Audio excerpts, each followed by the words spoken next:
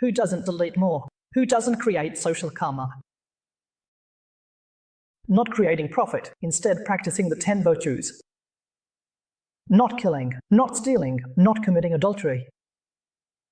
Not lying, not speaking with a double tongue, not eating greedily. Sister Shixia. Attending court to listen to good teachings. Practicing the 10 virtues in moderation. Receiving the blessings of the next life and being reborn as a human. Enjoy the blessings in the human world. Today we see that those who enjoy blessings in this world are those from the past. The merit of the 5 precepts and 10 virtues, the merit of practice, now their wealth and honor are their karmic rewards.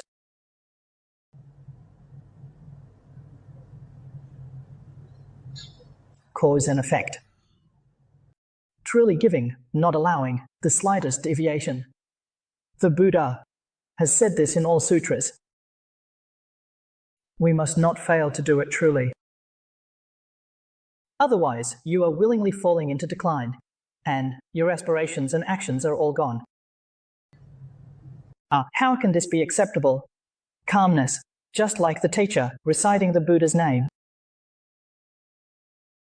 When there's nothing else to do. In our minds, the recitation of the Buddha's name must not be interrupted.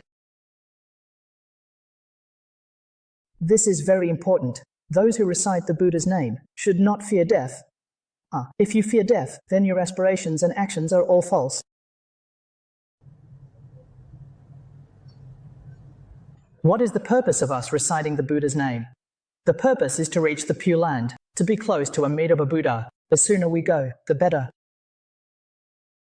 Hey, why are you afraid? Wanting to go but being afraid, what sense does that make? How can that be genuine? You must not be afraid. The sooner we go, the better. This world is not worth lingering in without a master bedroom, suffering another day. In this world, why not go to the Pure Land a day earlier to enjoy happiness? Being close to Amitabha Buddha in the Western Pure Land is often spoken of very well. A body of purity, a form without burden. Not like this misunderstood body we have.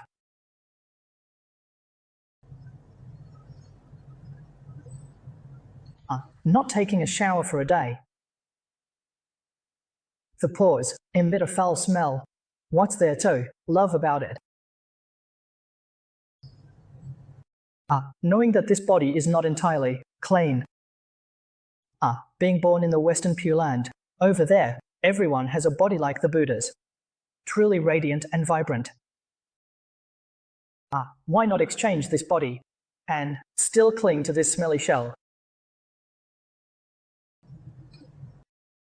For this smelly shell, you lose your true nature, and those 3 words mean nothing. It's all false. So true. Practitioners of Buddha often think about dying. Not wanting to fall back into this world, often similar to that. Master Yingguan, his chanting hall. This is worth learning from Master Yingguan's practice. In the official setting, there was nothing. Using bedding to change clothes. There was nothing at all. In his small Buddha hall, there was a single Buddha statue, a copy of the Amitabha Sutra, just one scripture. Behind the Buddha statue, a large death character at the back.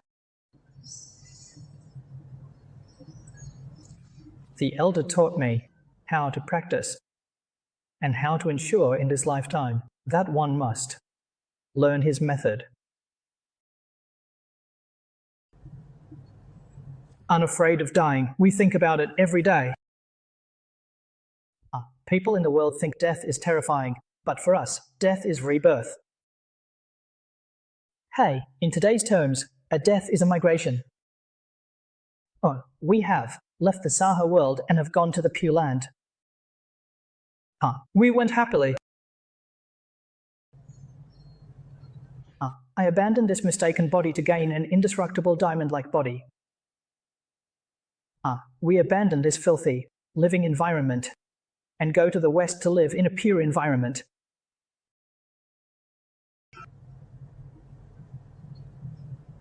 So this is what the law means. This is what practice is. Every night, lying in bed, thinking if Buddha will come to take me. Looking at the wall to see if Buddha has come. Enjoying blessings every day. Always thinking of Buddha coming. Even during a midday nap, wondering if Buddha will come.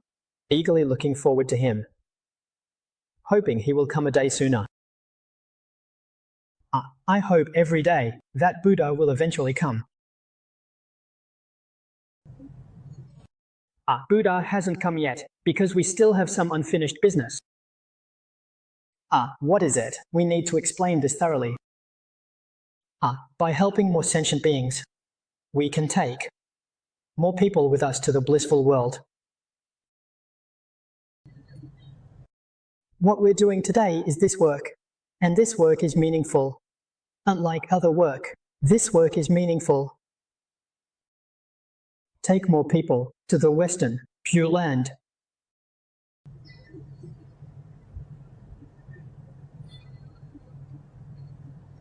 Then in this place, the heart will have aspirations and also meetings. A heart without wisdom. It's not the right nature. So within this belief, there is a deviant nature. His thoughts and views are biased.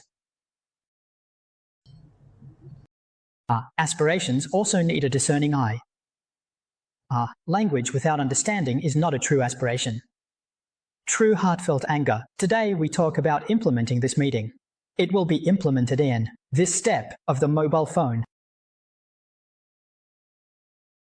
When we read and understand other teachings, your wisdom ends.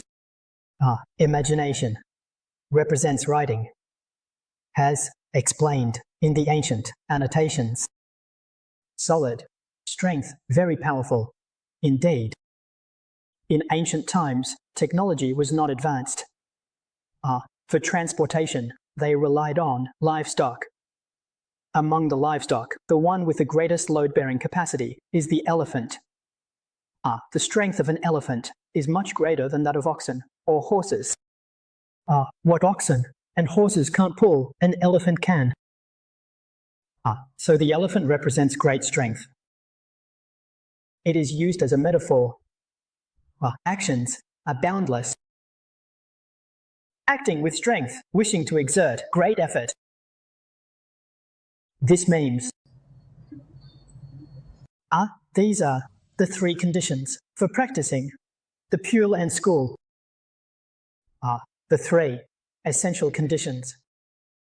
Missing even one won't do, and having an issue with any one of them won't do either. They must be perfectly fulfilled.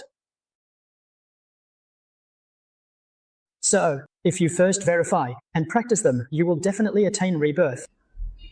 So next is the jewel, responds Bodhisattva.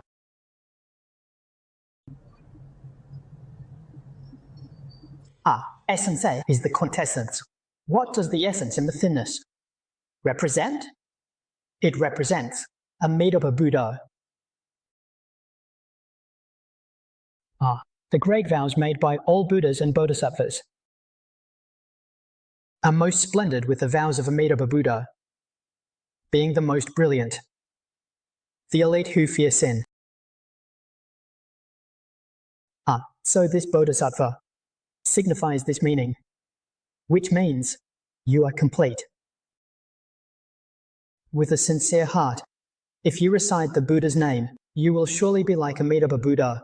This jewel response here represents entering the ocean of Amitabha's moon. You will achieve great perfection.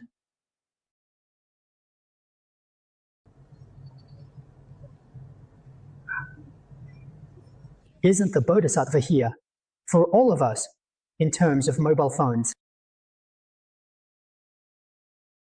Receiving rebirth and as a Buddha. This kind of mobile phone. Whether it is written in human teachings or doctrinal teachings, all benefits. Without this excellence, right? Later on, the scriptures will make it even more obvious. Tell us. Below, a Chinese bodhisattva. This is the bodhisattva of wisdom and liberation. These three bodhisattvas truly turn back again. You aspire to be reborn in the Western Pure Land, to join Amitabha Buddha. Greatly express the vow of Amitabha, the expression of Amitabha Buddha. Amitabha Buddha's club.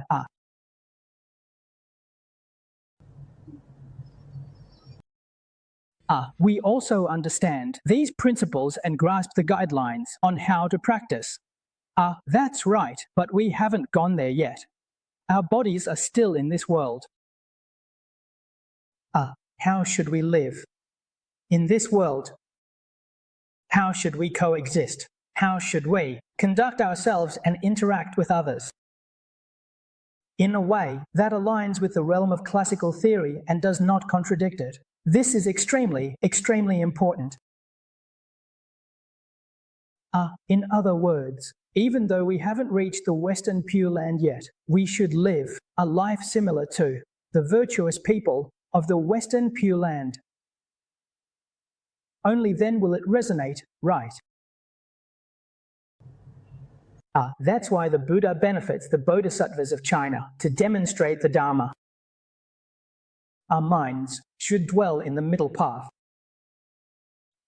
The middle path cannot have bias.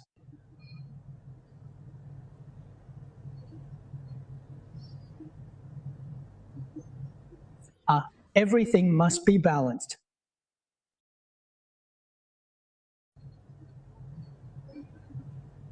Let's put it simply. This middle doesn't lean toward neither emptiness nor existence. Neither right nor wrong. The mind follows the middle path.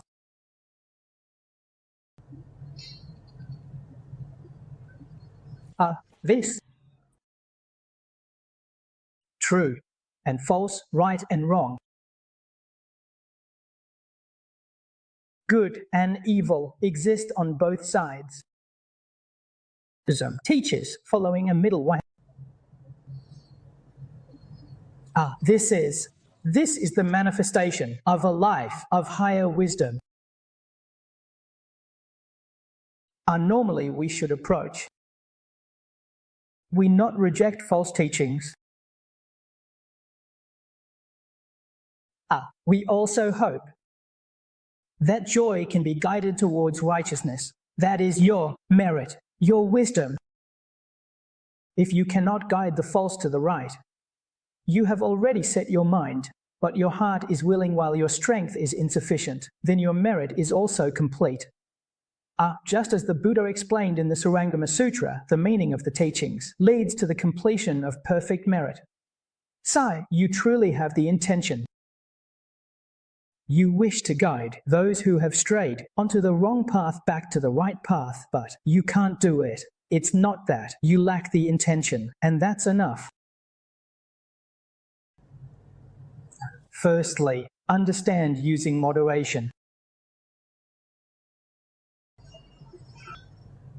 Then, we integrate practice with life. This is what Mahastamaprapta Bodhisattva taught us.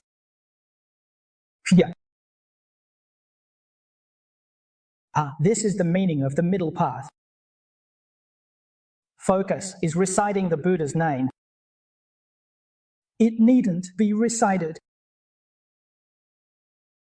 Reciting can be done silently by moving the mouth, reciting the Buddha's name. We call this Vajra recitation. Moving the mouth without sound isn't tiring. Silently reciting, the mouth doesn't move. In the mind, reciting Amitabha Amitabha without interruption. There is worth in the heart. It does not allow for any interference. We recite one Buddha name after another, or do not mix with any worldly matters. In the true heart world, everything is let go. This recitation of Buddha's name will have a response. This is true skill. Do not mix with any worldly matters either. Are you a Dharma teacher on sutras? Chanting the Buddha's name. Do not think about your studies or lecturing on the sutras. Don't think about the scriptures either. Don't think about how to explain the teachings. Don't think about anything, just recite the Buddha's name wholeheartedly. Your recitation of the Buddha's name is done well. When the recitation of the Buddha's name is done well and there is a response, you will gain the value of the Buddha. You will then gain wisdom. You must never recite the Buddha's name while thinking, how should I explain this sutra? How should I study it? If you do, neither the recitation nor the study of the sutra will be done well. Both aspects will be neglected. This is called not using your mind well. Focuses on one thing. Reciting Buddha's name, I focus, and teaching, I focus. When I open the sutra and study the annotations, I don't recite the Buddha's name. The mind be focused doing one thing at a time. The Buddha said, when the mind focuses on one point, nothing will fail. We need to understand the Buddha's intention. Following the Buddha's teachings will definitely be beneficial. Knowledge and action must be one. You see, I'm a bit stronger than you. You may feel in some areas you're not as strong as I am. Why? Because I understand the importance of focusing the mind on one thing.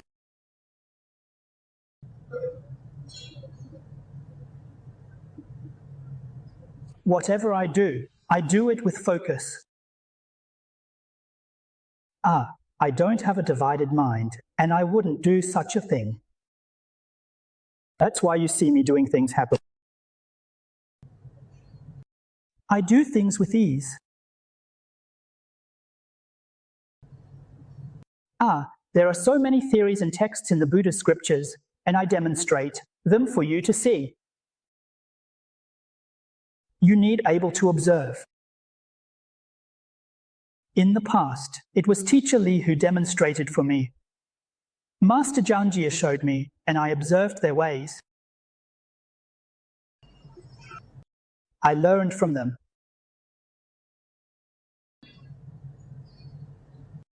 I was close to Master Janjia 3 years. Fondly 10 years with Teacher Li. I saw him. Lao Sai often took care of me too, correcting me whenever I made mistakes.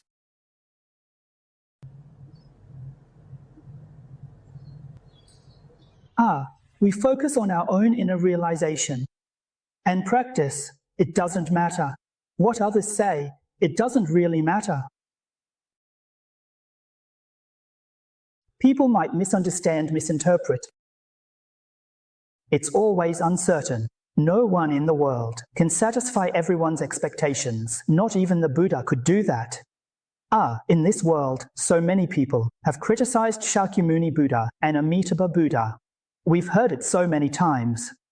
Even the Buddha was criticized, so what does it matter if we are criticized?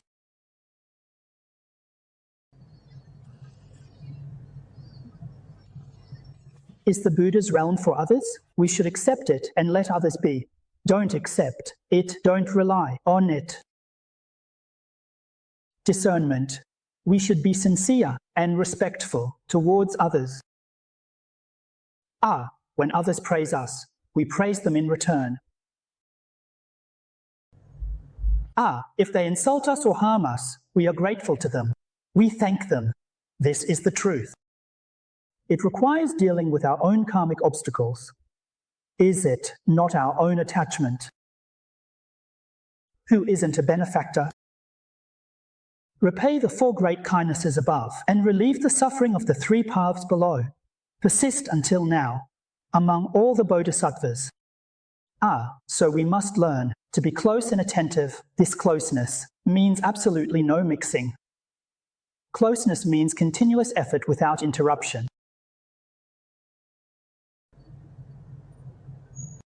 It's the company's car. It can reach a commemorative level. Your skills will be established. Your skills will mature. This year's experience is about ordinary people thinking without thinking and not thinking while thinking. Not thinking and thinking are one and the same. This is called entering the non-dual Dharma gate. The Boolean Dharma gate is where great things occur. Entering the non-dual Dharma gate establishes the 10 Dharma realms beyond the 6 paths. The 10 Dharma realms are beyond it. Knowing what is emergence and what is liberation, everything is the non-dual Dharma. This is the Buddha telling us the truth in the scriptures. I'm giving a little hint here and will explain it in detail later. Stillness, becoming the Dharma realm oneself. We don't understand. We always think we are opposed to others, but that's not the case. The stillness of the void transforming into the Dharma realm is oneself. This is the truth.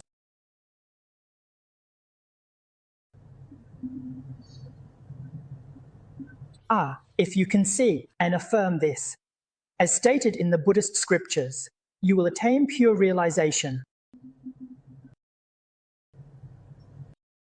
Being purity means becoming a Buddha. At the very least, the initial stage of the original teaching bodhisattvas becomes a Buddha. To understand and see one's nature, to see one's nature and become a Buddha, is to become a Buddha in the teachings of Master Tian Tai. It is said that the partial realization is the immediate Buddha. What do we want to realize? Confirm that the void, becoming the Dharma realm, is oneself. Therefore, great compassionate heart arises. Great compassion, no conditions, for all. Compassion, even foes have no conditions. What is compassion? It is care and protection, respect, to care with all one's heart and effort, without conditions. A sentient being. The great compassion of being one with all is to see the suffering of sentient beings and help them escape from suffering, to help them out of difficulties, without any conditions, as all sentient beings are one with oneself. Mind, Dharma realm. So the hairline is called the one root. The Chinese Bodhisattva expresses this profound meaning here. This is etiquette, the scholar's perspective. The Bodhisattva of wisdom and action. This is about conduct. It is about the 4. Conduct refers to our daily behavior and actions. If there is a mistake, you must recognize it and exercise restraint. This restraint means to reform and renew oneself. Knowing you've made a mistake, correct it immediately. This is true practice. Our ancient Chinese sages and wise men taught people. They spoke well. To err is human, who can be without fault. You are neither a sage nor an immortal. How could you be without faults? Everyone has faults. It is a great honor to be able to improve upon one's mistakes. Fault correctors are like bodhisattvas. Those who won't fix faults are inconsistent.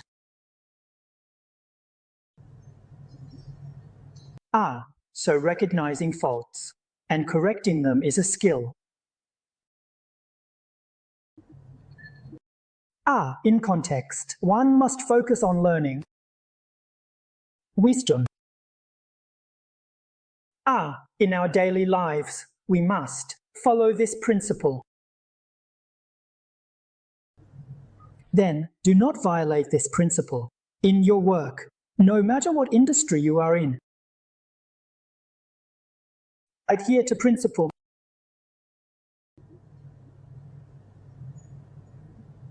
Hold tightly to this principle.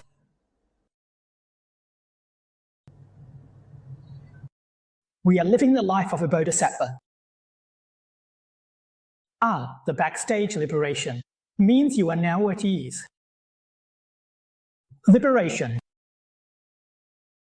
What does it mean? Troubles are resolved.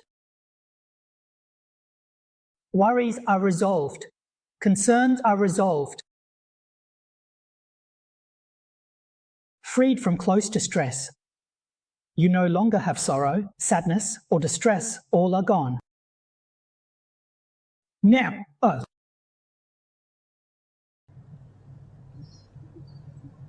So, the teachings of Buddhism are also very clear to everyone. We can realize and perceive that. It truly can help us offer our sincerity. Achieve a lifetime of happiness. A harmonious family. Smooth career. Harmonious society. Everyone respects each other. Mutual courtesy. Mutual assistance and coexistence. For mutual prosperity. A peaceful society. A prosperous and strong nation. World peace. It truly is realized here. This goal is for our world today. Politicians, scientists, leaders of industry and commerce, even leaders in academia and religion, all hope to achieve this. But there's no way to achieve it. Who'd want it? Where to find out? These principles and methods are all in the Mahayana spirit. Are in the 70s. British scholar provided this to all the people of the world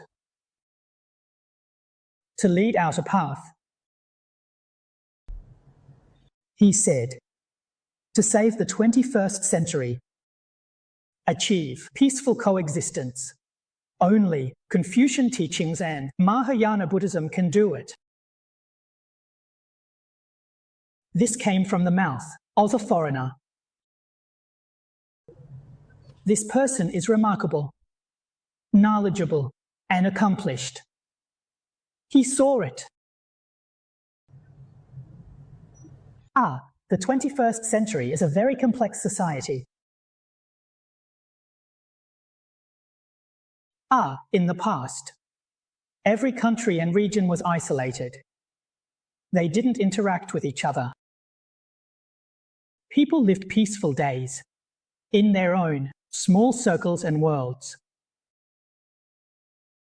As technology and information progress in the 21st century, it's frequent. Look now, computers. Every household has a computer, even kids use computers for classes. With a keystroke, information from all over the world is at your fingertips.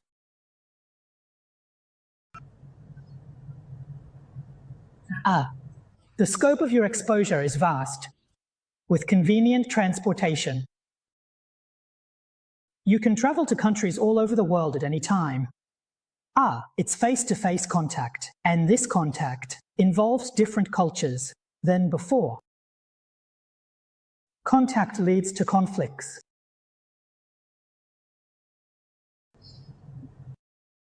Different management styles, different ways of life, different religious beliefs. Suddenly coming into contact, it's always a bit hard to adapt, right? How can this problem be solved? Confucian teachings and Mahayana Buddhism. When encountering these issues,